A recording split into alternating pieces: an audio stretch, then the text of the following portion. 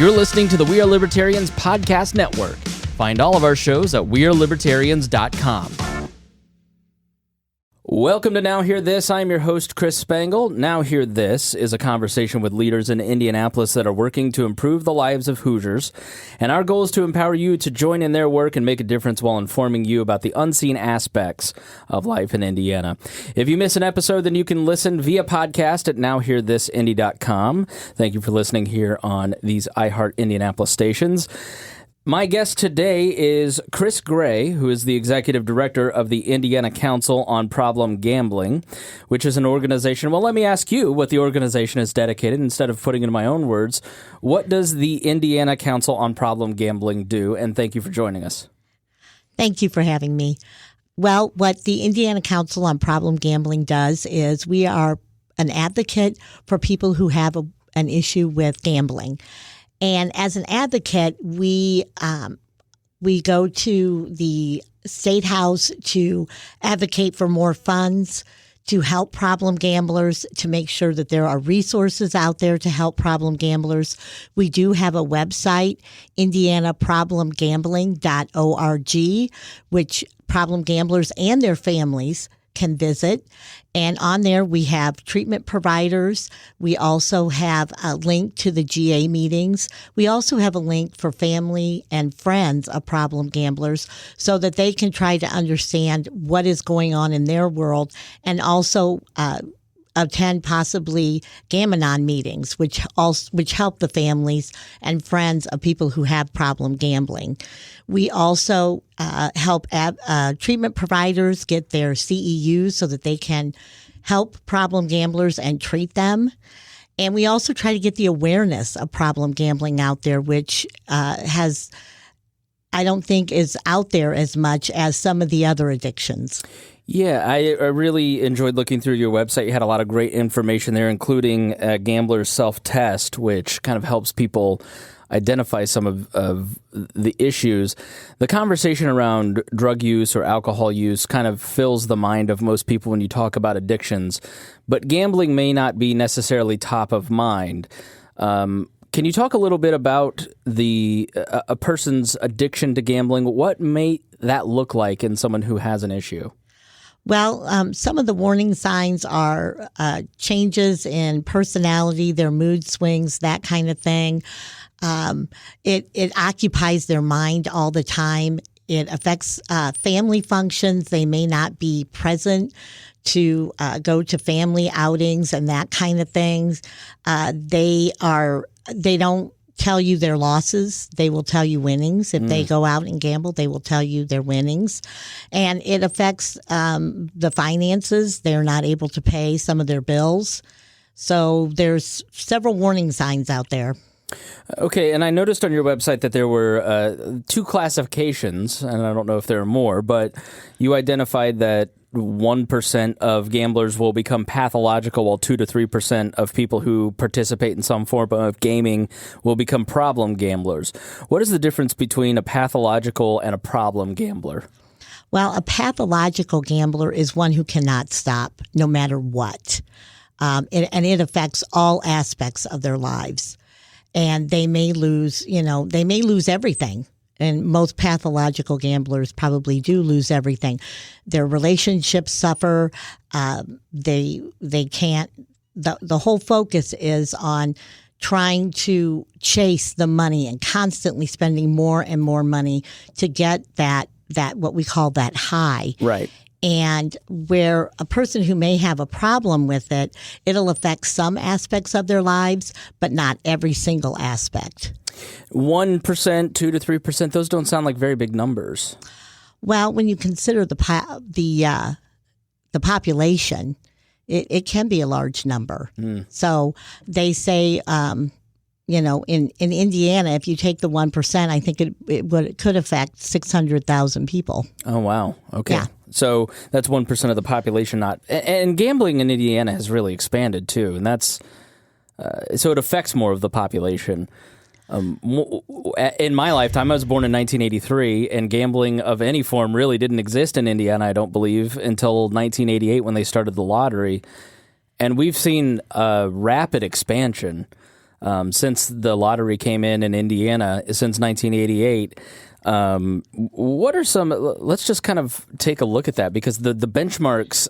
Once you really look at those points in time, it's striking how quickly the government in Indiana has started to rely on this revenue. Yes, that is in a lot of ways dependent on a compulsion and not necessarily a voluntary activity in some ways. So the lottery comes in 88. It's approved by referendum, and then how does it start to expand from there? Well, expanding from there, I think charity gaming was either sometime around the lottery or maybe even before. Okay. Which charity gaming includes bingo. I don't know if you know, but the Colts and the Pacers both have 50-50 raffles. At the Colts game, yeah. Yes. Yeah. And you can win like $50,000 in some of those, yeah. Yes. And now, of course, sports betting. But charity gaming includes bingo, raffles. When you go to your organizations that have casino nights, that kind of thing. Poker tournaments. Yes. Yeah. And we've had the lottery, we've had horse racing, we've had the casinos. We now have sports betting. So over the past 25 years, more and more types of gambling have been approved. And yet the amount of money spent to help problem gamblers has not increased as much as we would like to see. Yeah, it starts with the horse racing, and then now they have slot machines, and now they have live gaming tables. The river boats get approved, then they get to expand to their on-ground areas. Then so it has expanded. Can you talk a little bit about the sports betting? Because I have friends who now, you see some of these, they're on their phone, they're playing on the apps. It's not going to a casino necessarily. What has been the impact? A, what happened? And B, what has been the impact of the live sports betting on the Hoosier community? Well, what has happened is that they have approved sports betting, and it was in the casinos, the brick and mortar, as we like to say. In September, it opened.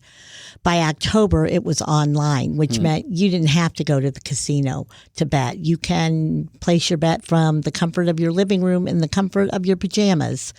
And since that time, there has been the wagering for the year to date as of December 2019, $429 million, over $429 million has been wagered in sports wagering.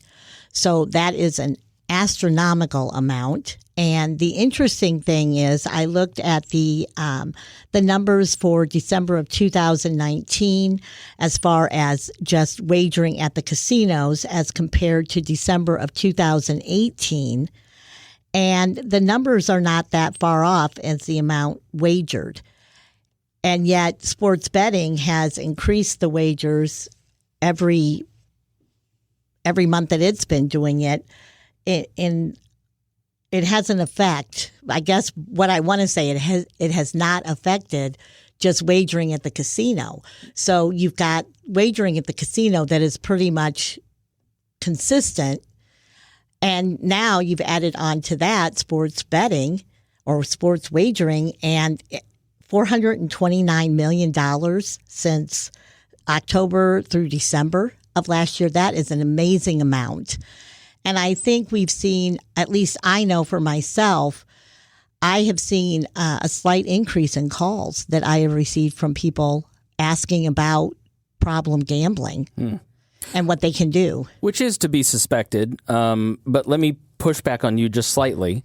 Okay. And ask you kind of your opinion of gambling at large. Are you completely against the expansion in Indiana of these various types of betting, or are you like, yeah, it's a voluntary activity, people choose to do whatever they like to do, you just have to be smart about it? Like, where do you come down? I mean, you personally, not your organization, but if your organization does take a stance, let me know. Well, let me put it, the organization is neutral. Mm-hmm. And because we feel, 95% or a little bit more than 95% can gamble responsibly. Right. But it is there are a few out there, like we said, 1% are pathological, 2 to 3% may have a problem. it is those people out there that we want to help. And so our feeling is that if the state is going to continue to legalize more and more types of gambling, then it should be the responsibility to help those who may have a problem with it. So put aside more money to help people who have a problem with gambling. Personally, I would say that once you speak to the problem gambler or the family and friends of problem gamblers, it's really hard. And I want to state this personally. It is really hard sometimes to hear these stories and to know, just like any other addiction, that this is going to affect them the rest of their lives. Absolutely. And they are going to have to constantly be working on this. So when you see some things like that, it makes it, you kind of want to say, we need to maybe step back a minute before we go ahead, and because I know there's still some legislation out there to add possibly more gambling in maybe some of these veteran places, and like a VFW. Yes. Okay. Yes, and possibly at gas stations, and that, I mean, if you look at our neighboring state, Illinois has, I like to say you can step outside your door and probably gamble at a slot machine. They have allowed quite a bit, even more gambling than Indiana. And at the same time, they did give a large amount to the state to help problem gamblers. And so as an organization, we are neutral on it. But I'll tell you, when you have to deal with it, it is tough. Yeah, those interpersonal connections. And may I ask you, how did you get involved in this? Why is this so important to you? Well, a couple of reasons. First of all, I worked for the Gaming Commission for 20 years. And so I saw, and one of my departments was I was a director of compliance. And we had under that, the umbrella of compliance was the VEP program, the Voluntary Exclusion Program through the state of Indiana. So I would see the issues that would come up with that, as well as we handled patron complaints. And the number of people who feel that if I play X amount of time or X amount of money, I should win the big jackpot.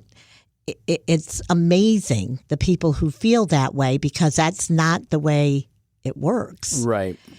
And so when this became available, the executive director of the council retired, and I was made aware of it. And I had been wanting to get into something that was not for profit. And so this became available, and I took it.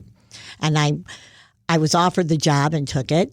And then on top of all that, I have a family member that is an addict. So I know from the family side of it how hard it is to deal and be a part of the life of someone who has an addiction. So that was another reason why, this particular job was interesting to me. How long have you worked there? I have worked there almost 3 years. Okay. Now. And the organization is about how old? Oh, the organization has been around since, I believe it started in 97. Once the legislators agreed to have the casinos, or made it pass the law that we could have casinos, they did state that there should be a council for problem gambling. You're listening to Now Hear This with Chris Spangle. I'm talking to Chris Gray, the executive director of the Indiana Council on Problem Gaming. If you want to reach the Indiana Council on Problem Gaming, you can give them a toll-free call at 866-699-4274. Or if you or a loved one think that you might have an issue with gambling, please call the phone number 1-800-9-WITH-IT. So you talked a little bit about funding, and the legislature needs to do more. What would you like to see in terms of that phrase, do more? Well, one thing I would like to see that they would give more to problem gambling, people who actually have a problem with gambling. The thing is that we haven't had a really good study done in years to see how much it has affected gambling. Or how many people out there actually do have a problem with gambling. There is a gambling assistance fund out there that has been around for at least 10 years. And out of that, about $3 million has been put into that fund every year. And out of that, 44% of that goes to treat substance abuse, which is alcohol addiction or drug addiction. And I would like to just see more money put into the problem gambling part of it. 36% of that is for treatment of problem gamblers. I'd like to see that amount increased. And also with the sports betting bill that just passed last year, 3.33% of the money that's taken in tax-wise by the state of Indiana is given toward treatment of addiction, with at least 25% of that going toward gambling addiction. I would prefer to see more than 25% go toward problem gambling, but we'll see. Is this funding for treatment, is that basically funding programs to fund salaries so treatment is free or at a discount? How are the funds actually applied where the rubber meets the road? Well, currently there is some treatment is set aside for to treat problem gamblers. If you have insurance, that's a good thing. If you don't, that's where it gets really hard or tricky. Mm-hmm. And I would just like to see more funding being set aside so that it's free. Instead of, I believe it's a sliding scale. So it depends on the insurance that you have. There is some funding out there, but I don't feel it's enough to really help those who have a problem, because once someone is willing to admit they have a problem, they don't have the funds to pay for the treatment. Yeah, I would think that once they've admitted it, they may not know how to get help. And so awareness, right. How does awareness factor into the usage of funds? Well, the awareness is there is an 800 number. And if you watch the ads on TV with the sports betting, it's 1-800-9-WITH-IT. That's the Indiana 800 number. There is also the National Council on Problem Gambling has an 800 number, as well as the Council on Problem Gambling. We have an 800 number. And so there's a number out there to call to get the initial help. I sometimes get the calls, and I do the best I can to help that person by letting them know about GA meetings, that there are treatment providers out there that can help them. I sometimes I've been given the number of 2 people who are in recovery, 1 male, 1 female. I usually, depending on who's calling me, if it's a female, I give them the female's number. If it's a male, I give them the male number, to be able to at least talk to somebody who has been in that position, who knows what it's like, and who can answer any questions they have. So there are resources out there, and if you go to the web page, we have a web page. It's indianaproblemgambling.org. The Indiana Gaming Commission now has a page, or a web page dedicated to problem gambling. They also have a lot of the same information we have on our web page. So if you go to the Gaming Commission website, you can just Google Indiana Gaming Commission and get to their website, and they have information there. There are ways that you can sign up for the voluntary exclusion program, either directly with the casino or through the state of Indiana. If you do it with the specific casino, you are only excluded from that casino. But if you do it with the state of Indiana, you are excluded from all casinos in the state. Plus, normally, if you exclude yourself from a casino in the state, any casino that company has in another state, you are excluded from there as well. Yeah, so give a little more information on the voluntary exclusionary program, because I didn't know about this until I saw it on your website. You can basically put yourself like on the equivalent of a no-fly list. what the voluntary exclusion program does is it's up to the individual to not go onto the casino floor. Right. If you are caught on the casino floor, which normally a lot of times people get caught when they win a large jackpot and have to show identification, then you forfeit the jackpot. Well, okay, so they take away the incentive, essentially. Right. Yeah. And can you play the lottery? Can you do charity gaming? Like how exclusionary is it? Well, the voluntary exclusion program through the Gaming Commission is for casinos, and they also have one where you can sign up for sports betting as well. Okay. The lottery also has a website that you can go online and ask to be excluded from being allowed to get lottery, but I don't know how, that one is a tricky one. Sure. So, but there are sites out there that you can go to if you need to get excluded. You mentioned a lack of a study, so you may not know this, but in terms of from horse race gambling to now table games to the lottery, the various forms, like is there one form of legalized gambling in Indiana that you see is a problem more than others? I would probably say I don't know.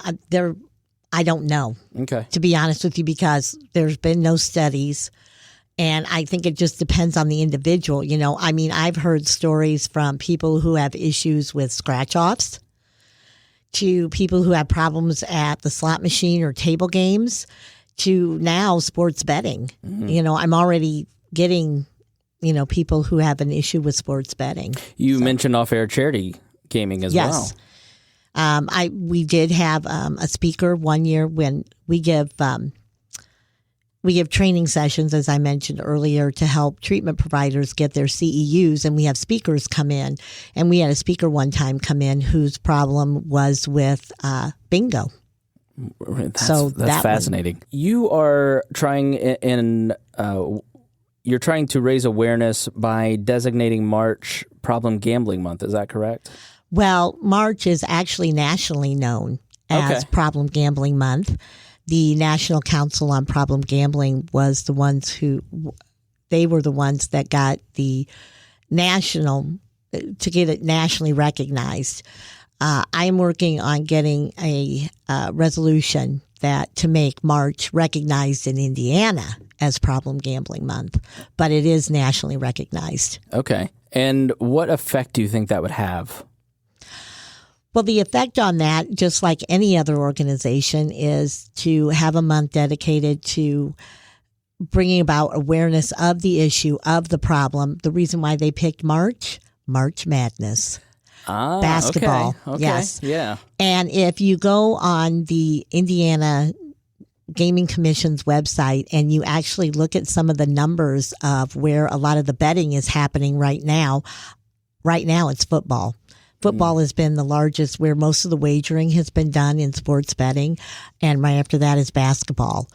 So the reason why March was picked was because of the whole March Madness and the NCAA basketball. It's one of the biggest tournaments out there, and there's a lot of betting going on for that. And if you see family members, because I think it's one thing if you're listening to this and you listen to the beginning of the program where we talked about, what are some signs in yourself? But if you see someone, a loved one, what are some ways that people can approach someone that they love that might be effective? Or if you want to mention some of the non-effective ways too, that might be helpful. But I think it's hard when you suspect someone might have an addiction, how do you broach that with them? Well, I'll tell you, it is not easy. And once again, I fall back on some of my experience. Most of the time, you love that person so much that you don't realize that you're enabling them. And one of the things that a family member can do, or a friend, is go to a meeting if possible. To Gam-Anon is the gambling one, and interact with other family members who are in the same situation that you are, so that you can possibly learn how not to enable. That's one of the big things that you can do to help not enable them in the first place. The hardest thing to do, I'll tell you, is when I get a call in from a family or friend who want to help the person, but until that person truly admits that they have a problem, it's really hard to get them to go to GA meetings or go to any, addiction meeting, like AA or, to a drug meeting, Drug Anonymous. I think it's Narc, something. Yeah. And to really go to those, the person has to admit that they have an issue, and that's the hardest thing. So I would probably say the best thing you can do if the person's not going to admit it is get into a Gam-Anon and try to learn how not to be an enabler. You can also call treatment providers to ask for help. So that would be, where I would suggest.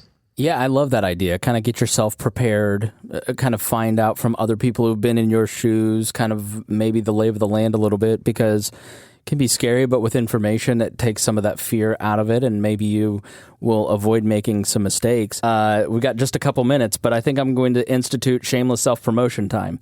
Learned this from my mentor, Abdul.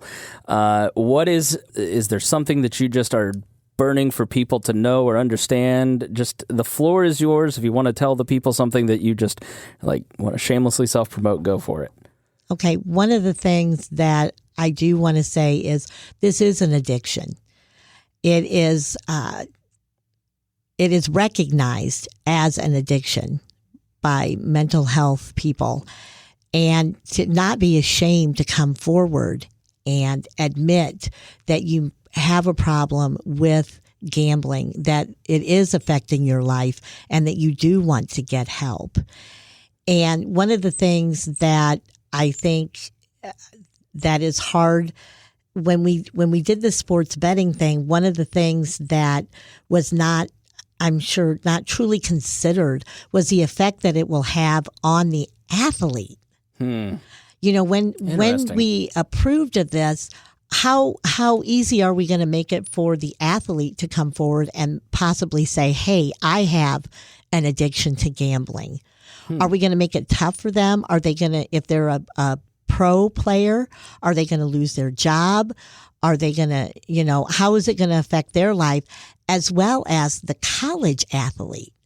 Do we think about the effect that it'll have on the college athlete and whether or not they can come forward?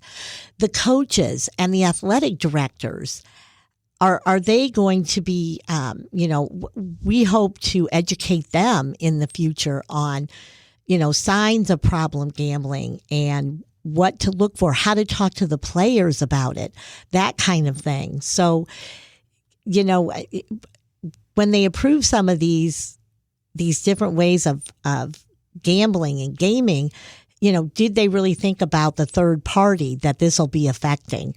And on top of all that, it's one other thing that we're looking at in our industry, or for the people who advocate for people who have a problem with gambling. Not only gambling, what about gaming? Yeah. How many people go out there, loot boxes, skins, you pay to play. I spent way too much money on Farmville. I'm not going to lie to you. And it got a little scary where I was like, I need to delete this off my phone. Yeah. Because it was like, I'm wasting money on absolutely nothing but a serotonin box. Right. And there was a woman on the Today Show a couple months ago who talked about spending $4,000 on virtual tokens. She went to a gambling website online, and they give you so many tokens to play with. But once you go through all of those, then you can pay to get more tokens, more lives, more skins, more loot boxes. You can pay to get those, but they're worth nothing. And people who who have a problem with this, it's all about the rush, the high that they get playing this, getting to the next level. The whole focus is on either getting to the next level, winning more money. That's the whole focus. And there's also a problem not only with the gambling part. What about the gaming? Yeah, and I think with some of the gaming apps, watch it with your kids too. I mean, well, thank you so much for joining me, Chris Gray of the Indiana Council on Problem Gambling. I truly appreciate your time. If you want to reach the Indiana Council on Problem Gaming, you can give them a toll-free call at 866-699-4274. Or if you or a loved one think that you might have an issue with gambling, please call the phone number 1-800-9-WITH-IT. Thank you for listening to Now Hear This. I'm your host, Chris Spangle. If you missed any portion of our program, you can listen on our website, nowhearthisindy.com. If you'd like to have your organization featured on the show, please contact our friend Gabby at 317-475-7407 or via the contact page on our website. Thanks for listening, and we will be back again next week with Now Hear This. Was America founded on oppression? Or have we always strived towards a higher ideal? This is Caleb Franz, host of Profiles in Liberty, and I am very excited to let you know that the second season of the podcast is now airing. Every Thursday, join me on a journey of discovery as you hear about the men and women who fulfilled the promise of 1776. Season 2 of Profiles in Liberty, The Equalizers, is now airing exclusively on the We Are Libertarians podcast network.